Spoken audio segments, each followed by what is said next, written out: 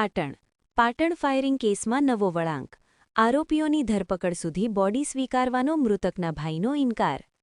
પાટણ શહેરમાં નીલમ સિનેમા નજીક થયેલા ફાયરિંગ કેસમાં હવે નવો વળાંક આવ્યો છે. મૃતકના ભાઈ પઠાણ ઇકબાલ ખાન ચાંદખાને આરોપીઓની ધરપકડ ન થાય ત્યાં સુધી મૃતદેહ સ્વીકારવાનો ઇનકાર કર્યો છે. મળતી માહિતી મુજબ ફાયરિંગની ઘટનામાં મોતને ભેટેલા વ્યક્તિના પરિવારજનોએ આરોપીઓની તાત્કાલિક ધરપકડ કરવાની માંગ ઉઠાવી છે.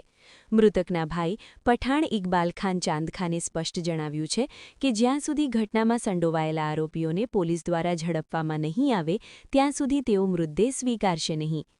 ઘટનાને પગલે હોસ્પિટલ તેમજ આસપાસના વિસ્તારમાં પોલીસ બંદોબસ્ત વધારવામાં આવ્યો છે. પોલીસ દ્વારા આરોપીઓને ઝડપવા માટે શોધખોળ તેજ કરવામાં આવી હોવાનું જાણવા મળ્યું છે. હાલ પોલીસ સમગ્ર મામલે વધુ તપાસ હાથ ધરી રહી છે.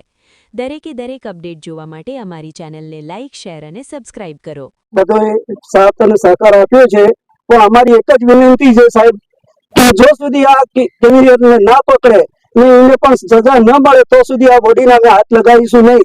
પણ સાહેબને ગમે ત્યાંથી ગોતી ને જઈને એના જે બી બનાવો હોય, મારા ભાઈ સંગના જે પણ એને દુશ્મની કરી છે એ ટોટલ પકડીને લાવશે તો જ હું મારી અહીંથી મૈયત હટાવીશ, નકર હું મૈયત હટાવવાનો નથી. પાટણ ડીએસપી સાહેબને પણ હું વિનંતી કરું છું, આઈજી સાહેબને પણ વિનંતી કરું છું અને આ લોકોને કડી સજા ન આપે તો સાહેબ તમે મારા બદલે એટલું ગમે તે કરી ને મારી ભાઈની લાશની જરૂરથી તમે આટલું સ્વીકાર કરજો. જ્યાં સુધી પકડવામાં નહીં આવે ત્યાં સુધી હું મૈયતના હાથ લગાવવા નહીં દઉં. શું ઘટના ઘટી હતી? ઘટના એ ઘટી હતી કે દુશ્મની કરી હતી 4 દિવસ પહેલા, પણ આટલું બધું નતું કે મારા ભાઈને મારી નાખશે. મને એવી ખબર નથી કે એ લોકો મારી નાખશે, નકર હું મારા ભાઈને અકેલો મિલતો નહીં. ને એને છેતરીને પણ માર્યો છે તો પણ એની કાર્યવાહી પોલીસ કરે ને પોલીસ ગમે ત્યાંથી ગોતી લાવે મારા ભાઈના બદલે. કેટલા ઇસમો હતા? એ 4 જણા હોય કે 5 જણા હોય એનાથી મને કોઈ નહીં. સાહેબ જે બી હોય પાટણના અધિકારી છે અને પાટણ અધિકારી પોલીસ ધારે કરી શકે છે, પણ અમને એનું ન્યાય મળવું જોઈએ. અમે ન્યાય માંગો, અમે વિનંતી છે તમારા જોડે. ઘટના પહેલા 3 દિવસ પહેલા અમે ફરિયાદ કરી હતી. એ પોલીસ લોકો કોઈ પણ ફરિયાદનો જાણે એક્શન ના લીધો તો આ બનાવ બન્યો છે મારા ભાઈ સંગાત. નગર ના બનતો પકડ્યો ના માંગ્યો, પકડ્યો ના તો આ બનાવ બન્યો ને, નકર બનાવ બનતો જ નહીં. આ માણસ માથે ભારે હતો જ પહેલાથી પણ ખબર છે.